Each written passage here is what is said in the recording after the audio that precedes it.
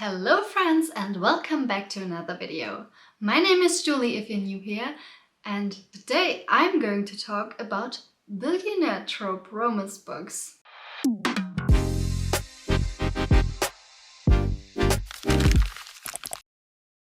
So normally I do these videos where I talk about a certain trope and then I recommend books that fit this trope. They are not always 5-star reads, but they are books where I would say I would recommend these to certain people.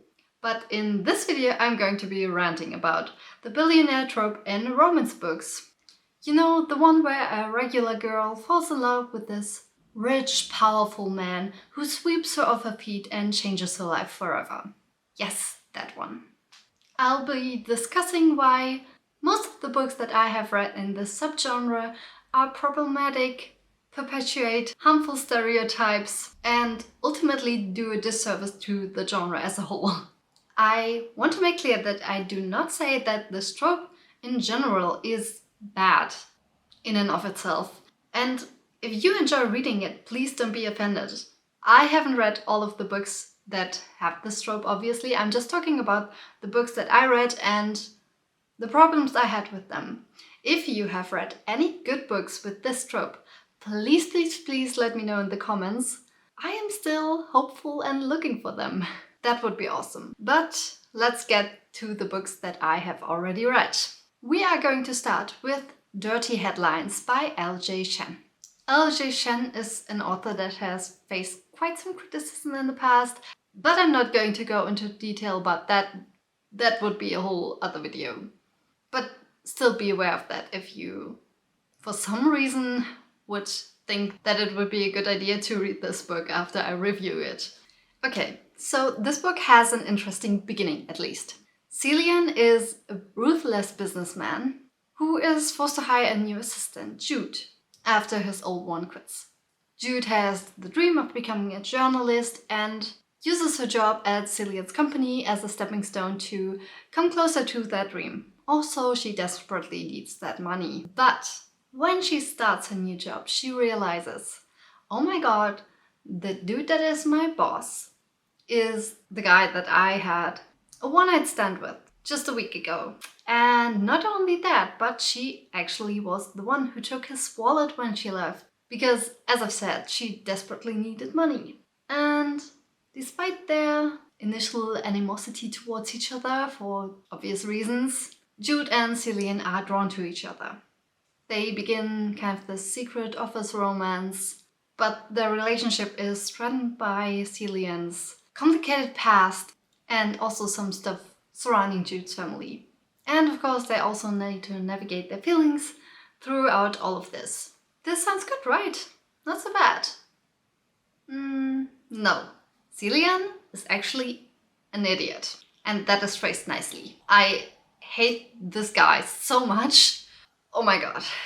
There's one thing in this book, the big reveal at the end, that made me hate him this much, apart from what I'm going to go into next. And that was what really made me dislike the whole book. It really ruined the thing for me.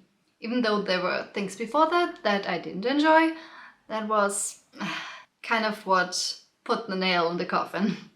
I just hate lying and secrets in romance books. Like, I don't know who thinks that is romantic. It isn't. And just to create some drama, yeah, well, now I see why they can't be together, and I hope it stays that way. I'm also not really a big fan of the power dynamic here, because as I've said, he's her boss.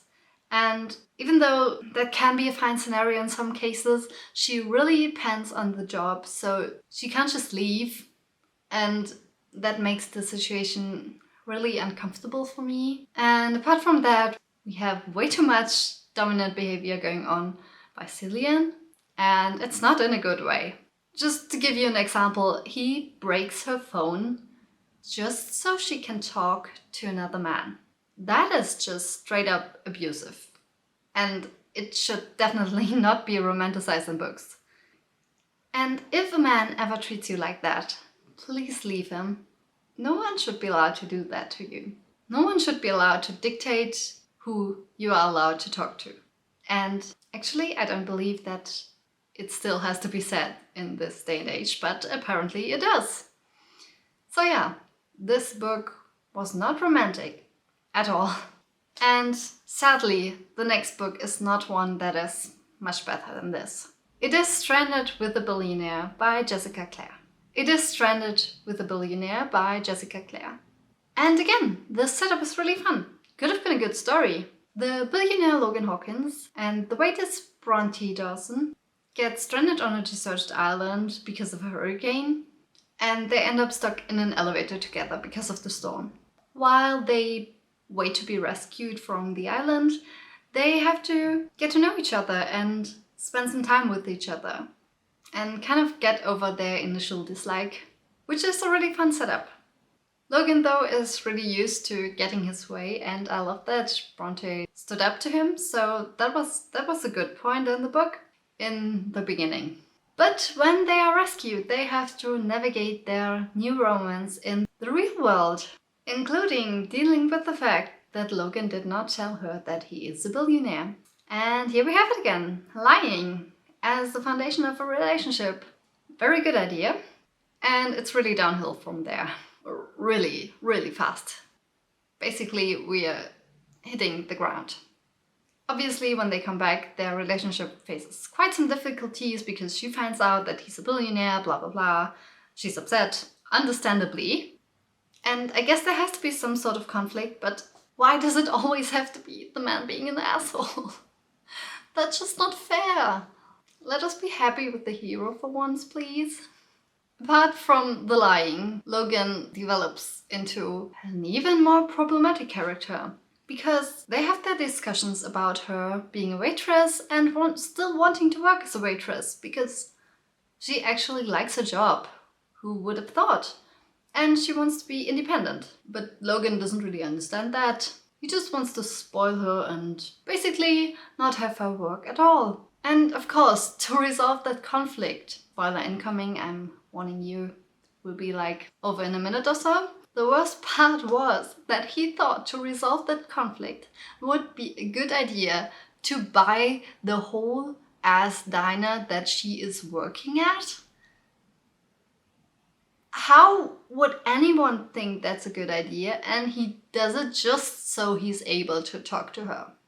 That is screaming stalker to me. But of course, in the end she realizes, it was her fault. Of course, she was so stupid, wasn't she? Pushing him away like that. Yeah. That's the message you want to give your readers, right?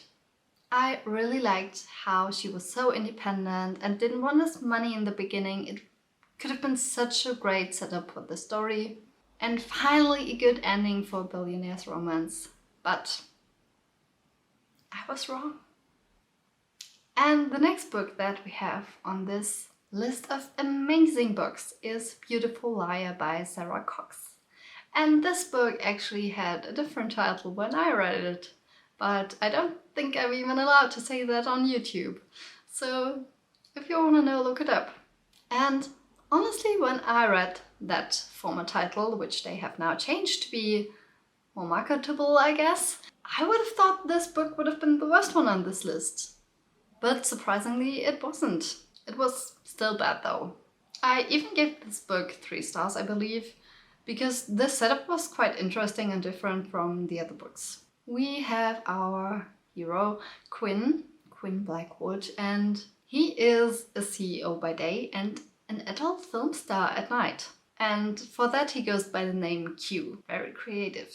Then we have Elise, who is called Lucky as a nickname, because according to her dad, she's so unlucky. And yes, that means she has a tragic past. And a whole lot of trauma from that, obviously, because that's always necessary. Let whole women suffer in books. That's the only way to give them a character, right? Spoiler alert, there are actually other ways to make a character likable if you put in some effort. Well, this girl is poor and she needs the money, which is why she takes the offer to work with Q as his co-star. What she doesn't know is that he is also her boss at day, because she works for his company as a waitress. The waitress theme is pretty common in these books, I guess. And of course, who would have thought? That means there's a lot of lying happening in this book. Apparently, all billionaires are liars, which probably isn't too unrealistic, to be honest. But I don't want that to happen in my romance books.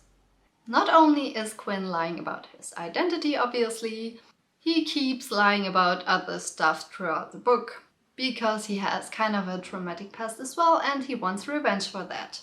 And that's why I felt like he didn't care about Lucky at all, because he's not being honest with her, and he's also basically using her a bit for his revenge plot. And we cannot let this book end without adding at least a little sprinkle of abusive behavior in it, right? We of course have Q's bodyguards follow Lucky and basically bring her back to him against her will, as one does. All in all, this book just had way too much drama for me. Probably more drama than the last two books combined. So yes, that was that. And let us get to the first book that I read with the Billionaire's trope. That was a great choice by me. It was The Mister by E.L. James, well-beloved author on booktube, I believe. I know. What did I expect? Not much, to be honest, but I didn't expect it to be that bad either. I mean, I read 50 Shades of Grey, so I kind of knew what I was getting myself into. But reading 50 Shades was still kind of funny, because at least you could read it ironically, and it was like reading a trashy fanfic. So there was an entertainment value in that. But The Mister is just straight up problematic. I am going to read out the review for you that I wrote in 2020, because I was so mad at this book. I wrote this. Why did I even read this? It was like watching a car accident happen. While I was reading it, I couldn't look away because of how bad it was. The worst thing is that the whole trope did not seem too bad at first. But oh boy, was I wrong. Of course, there were so many cliches, repetitions, horrible conversations, and sexualization of women. Basically everything about this was bad, so I won't go into detail about any of it. The only good thing about this was that I got it for free from my library. If you're thinking about reading this, please don't. There's so much more fun books out there. That kind of tells you all you need to know. But I'm still going to go into a little bit more detail for the sake of this video. So our heroine, Alessia, is from Albania. And I would, from what I know and what I read, say that there are many stereotypes about Eastern Europe that are being perpetuated in this book. By the way, there are going to be a few spoilers coming now, but I hope you don't even plan to read this book anyway. So Alessia wants to leave Albania because of her abusive fiancé, and while she's trying to do that, she gets human trafficked. And that's how she ends up in England. And she manages to escape that, but of course she's still a virgin after all of this happening. I mean, not that I'm saying I want anything bad to happen to her, but I just hate this innocent trope that's going on in this book, to be honest. After her escape, she needs a job in England, and that's how she ends up cleaning Maxim's flat. Maxim is very rich, of course, and otherwise he isn't really a guy that you would sympathize with. I mean, he goes out to party a lot, brings home a lot of women, and one of them happens to be the wife of his brother that has just passed away, as one does. Yeah, sounds like a really good person, doesn't he? Anyway, of course he's now struggling with the responsibility of him now becoming an earl, because he has inherited his brother's title. And that's such a burden, isn't it? But he hasn't really worked a day in his life, so of course this is a little bit overwhelming. Poor guy. And in my mind, I cannot imagine how a girl like Alessia would ever fall for a guy like him, except for being incredibly naive, which she also is. But after being treated so shitty by all these men in her life, is she really just falling for the first guy that is being a little bit nice to her? Probably, yeah. And apart from the stereotypes that are being pushed onto us the whole innocence trope, him being just a very unlikable character. Actually, there's nothing in this book very wrong with the male love interest that comes to my mind straight away. But this time it's the other way around. The portrayal of women is just horrible. Really. I mean, she put Alessia through all of her backstory already, and then basically having not much character at all.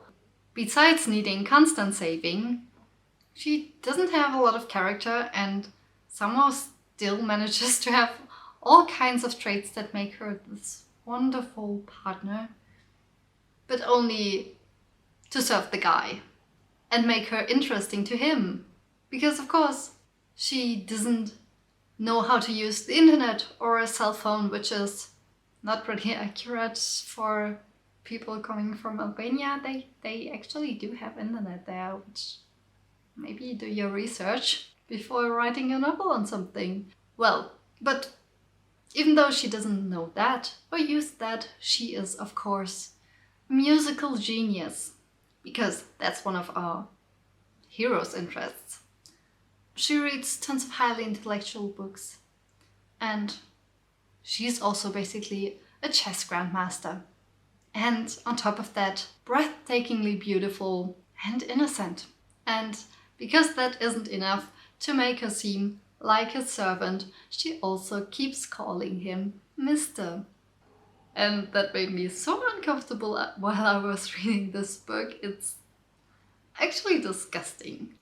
I mean, it could have been because she has been written as a character who speaks very poor English, but as a non-native speaker myself, I would think that nobody would ever get the idea that you would call a male person Mr. instead of his name, even though he has told you several times that you can call him by his name. That is just playing into really weird fantasies that I'm not sure I like.